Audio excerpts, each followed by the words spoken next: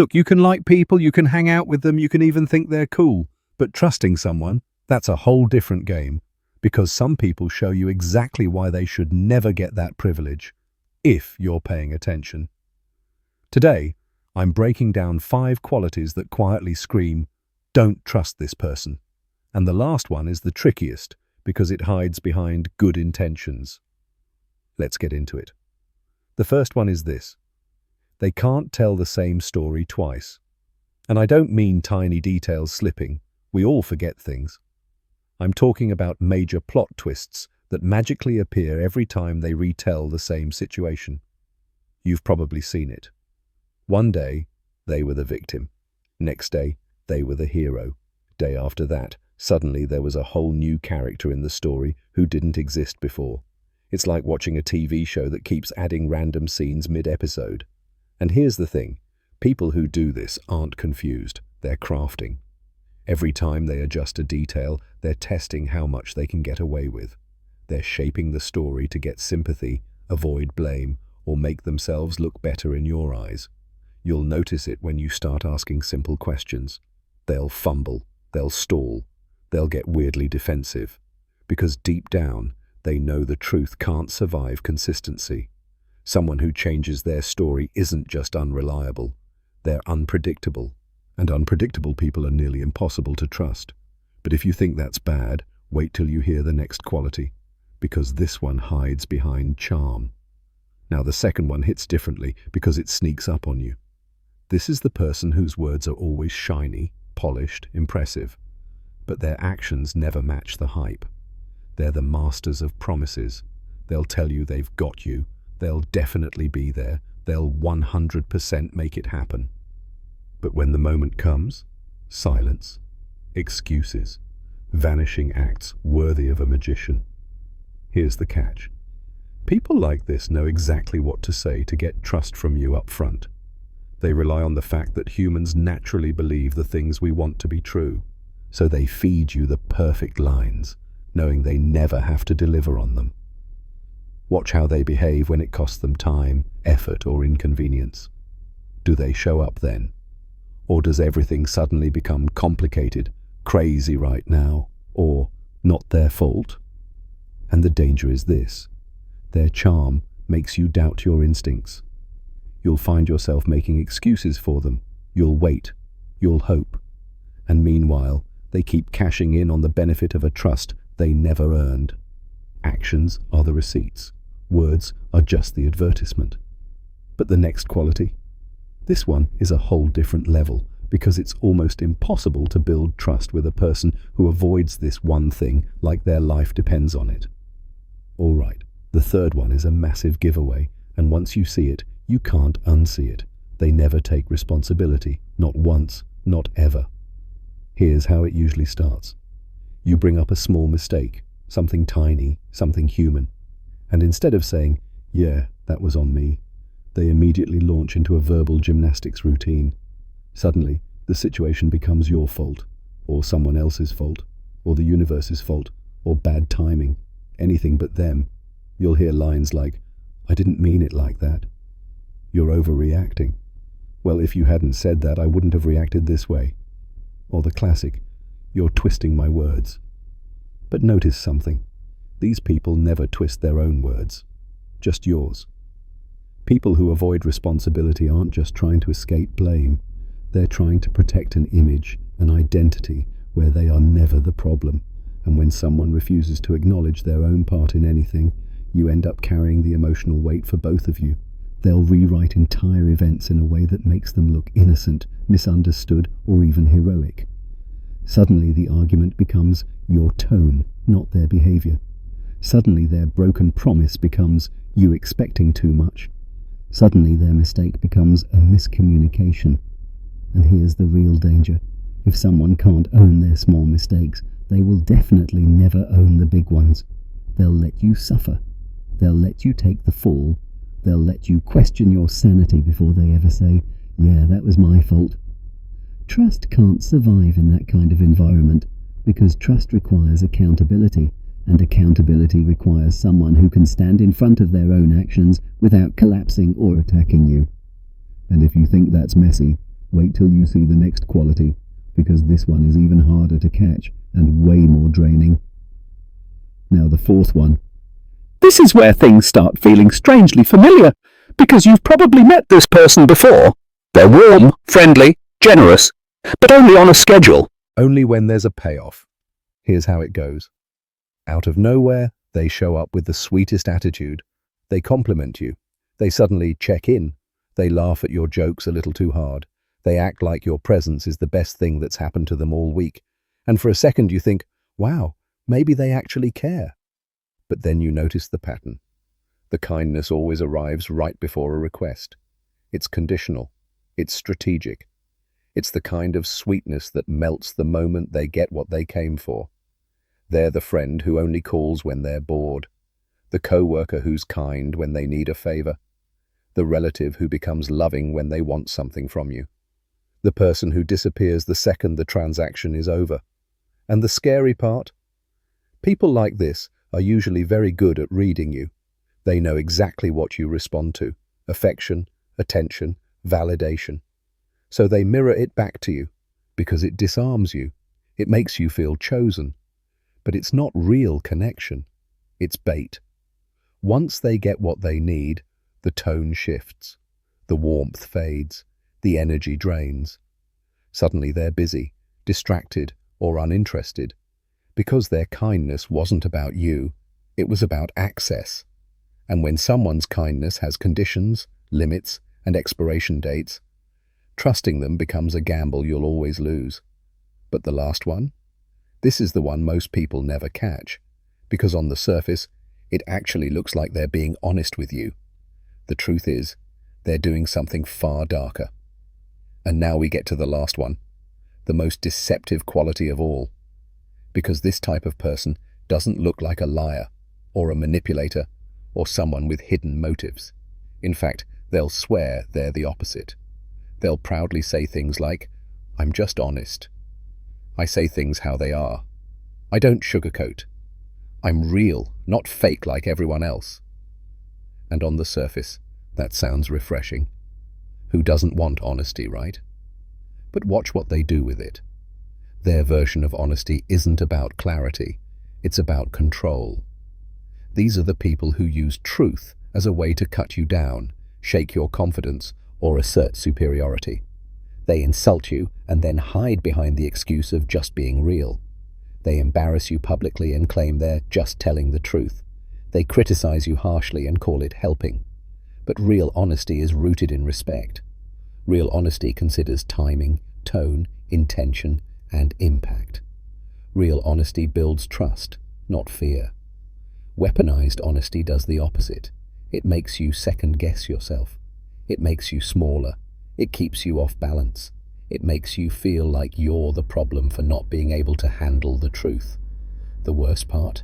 They frame you as the sensitive one if you push back. Suddenly you're overreacting, too emotional or not mature enough to hear what they have to say. That's not honesty. That's emotional leverage.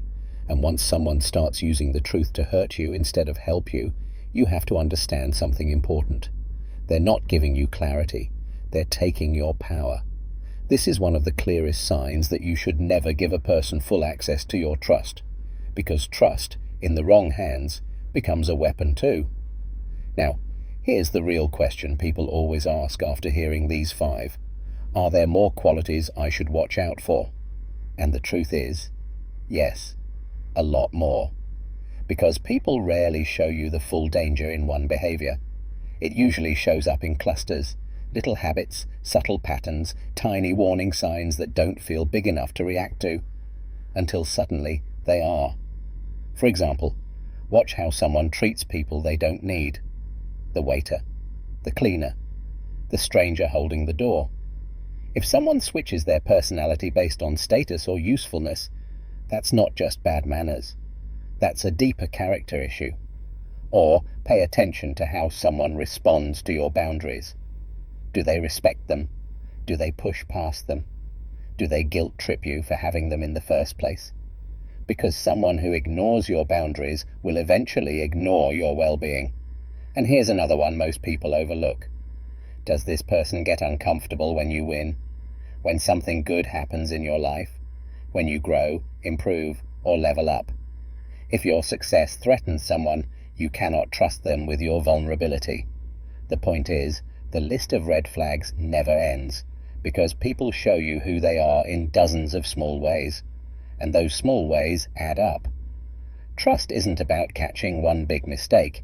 It's about noticing the tiny patterns that reveal the truth long before the big moment ever happens. Once you start paying attention, you won't unsee it. And honestly, that's a good thing. Now, before you judge yourself for missing these signs in the past, let's get something straight. People don't ignore red flags because they're weak or clueless. They ignore them because they're human, and humans crave connection more than clarity. Most of the time, the red flag wasn't invisible at all. You felt it. You noticed the shift in tone. You saw the inconsistency. You caught the weird comment. You hesitated for a second, but you brushed it off. Why? Because hope is more comfortable than confrontation. Maybe you liked the person. Maybe they showed you parts of themselves that felt real or soft or promising. Maybe they reminded you of something familiar, even if that familiar thing wasn't necessarily healthy. And sometimes, we just don't want to start over. Admitting someone is untrustworthy means undoing the story you started writing in your head. So instead of reacting to the red flag, we rationalize it. We say things like, everyone makes mistakes. They didn't mean it like that. It was just a bad day. It's not worth bringing up. They'll change. We give out excuses like candy, because it's easier to protect the connection than protect ourselves. And here's the secret. Untrustworthy people rely on this. They count on your empathy. They bank on your patience. They lean on your desire to see the good in them. That's why they show just enough warmth to keep you hopeful, and just enough consistency to keep you confused. The emotional tug-of-war becomes addictive. You start chasing the good version of them and ignoring the version that's actually showing up. And that's how you get stuck. Not because the red flags were hidden, but because the tiny moments of hope were louder.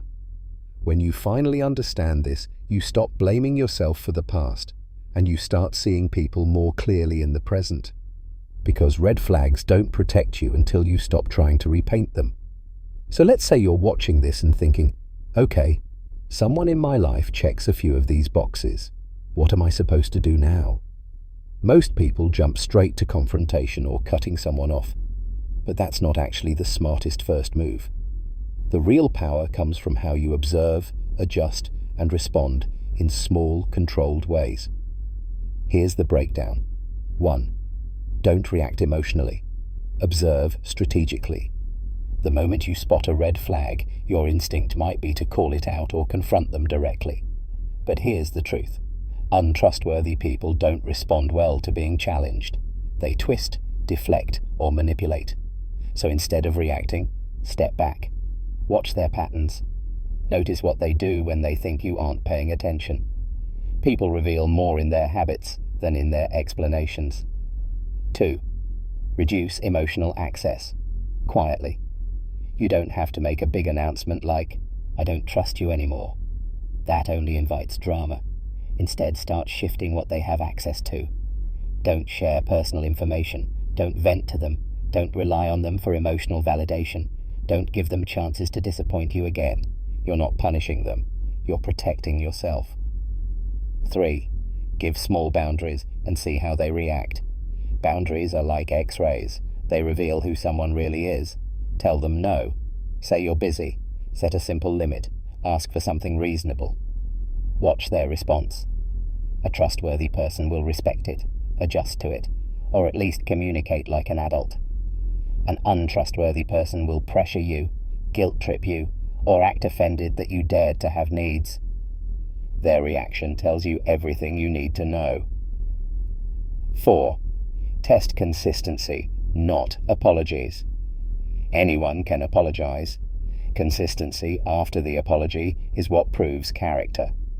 So instead of listening to their promises, watch what they do next. Do they repeat the same behavior? Do they show improvement?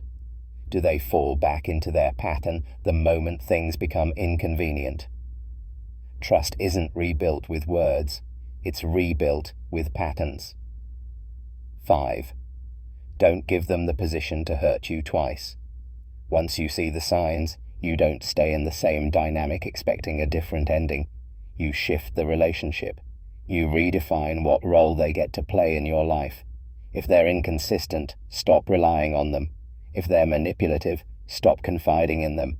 If they're self-serving, stop giving them easy access. Distance doesn't require drama. Sometimes you just stop pouring energy into someone who's never poured back. 6. And finally, trust your discomfort. Most people don't need more evidence, they just need permission to believe what they feel. Your gut tightens for a reason, your energy drops for a reason, your instincts go quiet or tense around certain people for a reason. Trust that. It's your internal alarm system, and it activates long before your mind catches up.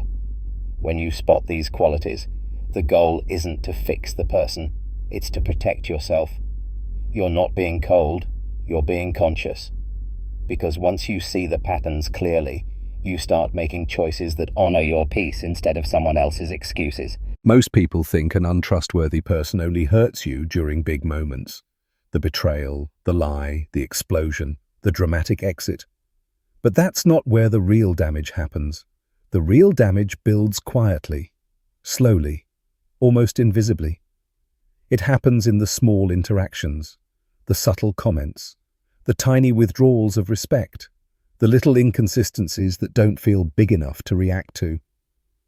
And over time, you start adjusting yourself to their behavior without even realizing it. You lower your expectations. You shrink your voice. You stop asking for what you need because you don't want to start something. You become hyper-aware of their moods, their reactions, their approval. In other words, you start walking on emotional eggshells. And here's the painful part. That doesn't just affect how you deal with them. It changes how you see yourself. Untrustworthy people make you question your memory. Did I misremember that? Maybe I misunderstood. Maybe I'm overreacting. They make you question your standards. Maybe I'm expecting too much. Maybe this is normal. Maybe everyone's like this. They make you question your worth. Maybe this is the best I'll get. Maybe I should just be grateful they're here. Maybe I'm the problem. The impact is slow erosion, not sudden destruction. It's the way you start second-guessing your intuition, the way you stop trusting yourself, the way your energy drops around them without knowing why, the way your confidence gets chipped away piece by piece. This is the hidden cost. Untrustworthy people don't just damage relationships, they damage your internal foundation. They teach you to live in self-doubt. They condition you to minimize your needs. They train you to tolerate what you should have rejected from day one. And eventually, you start carrying the weight of a relationship that was never real, balanced, or safe to begin with. That's why distance isn't rude, it's necessary. It's not punishment, it's self-preservation. Because once you remove these kinds of people from your life, something surprising happens. Your energy comes back. Your clarity comes back, your voice comes back, your confidence rises again, and you realize the problem was never that you were too sensitive. It was that they were never trustworthy to begin with. After dealing with untrustworthy people, or just spotting red flags, you might be thinking, okay, now what? How do I trust anyone without getting burned again? Here's the truth. Rebuilding your trust radar isn't about becoming cynical. It's not about assuming everyone has a hidden agenda. It's about learning to see clearly and making smarter decisions about who deserves your time, energy, and vulnerability. 1. Start with patterns, not charm. Trust isn't about charm, it's about consistency. Words are cheap, actions aren't. Notice how someone behaves over time. Do they follow through on promises? Do they respect boundaries? Do they treat you and others with fairness, even when it costs them something? That's your baseline, not how smoothly they talk or how flattering they are. 2. Pay attention to boundaries. Boundaries are your most honest filter. Set them clearly and calmly. Then observe how people respond. Someone trustworthy will respect your limits. Someone untrustworthy will push, guilt trip, or manipulate. Your comfort zone is your radar. It tells you exactly who is safe and who isn't. 3. Trust your instincts. Your gut is your early warning system. It notices things your mind hasn't processed yet. If someone makes you feel off, even subtly, that's a signal. Don't ignore it. The more you listen to it, the sharper your radar becomes. Over time, you'll start spotting patterns before the drama even starts. 4. Test trust in small doses. You don't need to give full access immediately. Start with small steps. Share minor details first. Observe how they handle them. Watch how they respond to your time, energy, and needs. Trust is earned gradually, not declared overnight. 5. Reflect and recalibrate. After each interaction, reflect. Did they honor their word? Did they respect my boundaries? Did they support me without expecting something in return? If the answer is no, adjust your expectations. If it's yes, maybe this person is worth deeper trust. Rebuilding your radar isn't about paranoia. It's about empowerment. It's about giving your trust selectively, deliberately, and safely. Because the right people will earn it, and the wrong ones will show their colors early enough for you to step away. So here's the truth. Trust isn't something you give blindly. It's something you earn carefully, intentionally, and slowly. People show you who they are through patterns, not promises, through actions, not words, through respect, or the lack of it.